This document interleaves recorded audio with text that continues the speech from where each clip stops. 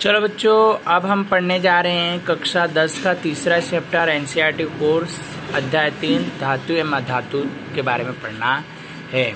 धातु और अधातु क्या है उसके बारे में मैं खाली आपको एक प्रस्तावना बता दूं कि उसके अंदर क्या धातु मतलब जिसको तोड़ा फोड़ा जाता हो, जिसमें से ध्वनि उत्पन्न होती हो, उससे क्या धातु कहते हैं। अधातु जिसको तोड़ा फोड़ा ना जाता, जिसको पीटने से कोई ध्वनि उत्पन्न नहीं होते, उसको अधातु तत्व के रूप में गिना जाता है।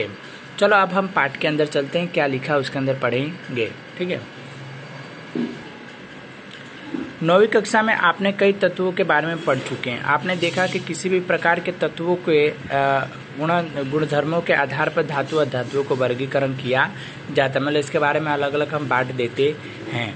ठीक है, उसके लिए आपने दैनिक जीवन में धातु और धातु का उपयोग करते हैं, हम रोज करते हैं इसका उपयोग। आपके विचार में कौन से गुण तत्वों को धातु और धातु को वर्गीकृत करते हैं, मतलब कौन से गुणधर्मों को बांटा जाता है उसके बारे में। किसी भी प्रकार के गुणधर्म इन तत्वों को उपयोग में संबंधित इनमें से कुछ गुणधर्म विस्तार का अध्ययन करेंगे, मतलब विस्तार के रूप से क्या इसका अध्ययन किया जाता है।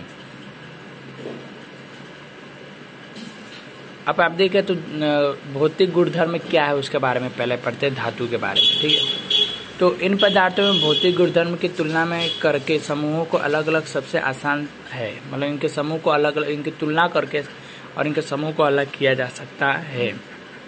इनके अध्ययन करने के लिए हमें निम्नलिखित क्रियाकलापों की करना पड़ेगी। एक अनुभाग 3.1 से 3.6 में दिया गया है।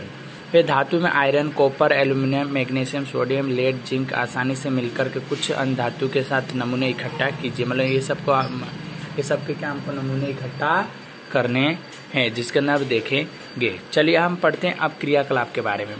ठीक है, तो क्रियाकलाप 3.1 के बारे में देखें तो आयरन, कॉपर, एल्यूमिनियम, मैग्नीशियम के नमूने लीजिए। इन नमूनों के कैसे दिखाई देते हैं इसके ध्यान दीजिए, मतलब कैसे रंग के कैसे दिखाई देते उसके बारे में हमको ध्यान देना है। रेगमाल में से रगड़ कर प्रत्येक नमूने की सतह को साफ करके इसके रूप मतलब उसको कपड़ों से चाहे किसी चीज से साफ कर दें, बिल्कुल इनके धातुओं को अच्छी तरह से कि चमक उठे। अपने शुद्ध रूप से धातु की सतह चमकती होती है। इन धातुओं को इस गुणधर्म को धात्विक चमक कहते हैं, मतलब जो आपने अगर रगड़ के मतलब कि जैसे कि आप पित्तल को आप नींबू से चाहे किसी से रगड़ दो तो कुछ चमकने लगता, जो चमकता है ऐसे तत्वों को क्या धात्विक चमक के रूप में भी कहा जाता है। चलो तो अब हम क्रियाकलाप 3.2 देखेंगे। आयरन, कॉपर, एल्यूमिनियम, मैग्नीशियम के एक छोटे छोटे टुकड़े लीजिए। इन धातुओं को तेज धार वाले चाकू से काटकर प्रयास कीजिए। प्रत्येक का परीक्षण कीजिए। चिमटे से सोडियम धातु को एक टुकड़ा पकड़िए और सावधानी पूर्वक सोडियम धातु को उपयोग करते समय हमेशा सावधानी कीजिए कि फ्लिप्ड पेपर के बीच दबाकर इससे सुखा लीजिए और वॉच ग्लास में रखकर चाकू से काटने का प्रयास कीजिए। आप क्या देखेंगे, तो आप देखेंगे कि धातु के कठोर होता है, इसके धातु को काटे अलग अलग होते हैं, मतलब कि क्या होता है कि इसमें हम पहले जो दिया इन सबको काटेंगे तो मतलब काटने में मुश्किल होगी, जल्दी धातु कटते नहीं है, पर कुछ गर्म करके उनको काटा जाए तो कट जाते हैं और कुछ पिघल जाते हैं। तो धातु में भी काटने में भी क्या होता है कि बहुत कठिनाई होती है। अब हम पढ़ने जा रहे क्रियाकलाप 3.3 के बारे में पढ़ेंगे।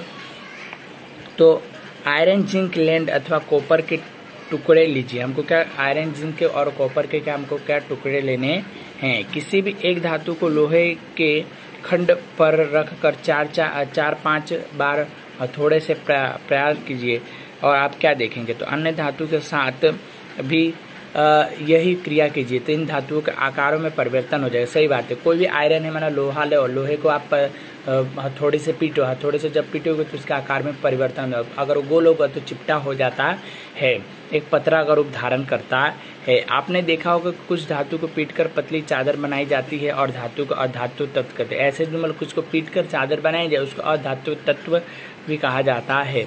क्या आप जानते हैं कि सोना चांदी के लिए अधिक धातु मतलब सोना चांदी के अंदर ये सबसे ज्यादा यूज किया जाता है। चलो हम देखेंगे क्रियाकलाप 3.4 में उन धातुओं की सूची बनाएं जिसके लिए ताप पर दैनिक जीवन में होता है, मतलब इसका उपयोग दैनिक जीवन में करते हैं। जो धातु में पतले तारों के रूप में खींचे की क्षमता को तन्य कहा जाए, मतलब कोई तार खींचते हैं, मतलब जैसे कि तांबा है, तांबे में से खींचकर तार बनता है उसको तान्य क्षमता कहते हैं। सबसे अधिक तान्य होता है जिसमें हम जानकर आश्चर्य हो जाएंगे कि ग्राम सोने का 2 किलो लंबा बनाया जाता है, मतलब 1 ग्राम में से 2 किलो लंबा तार हम बना सकते हैं सोने के।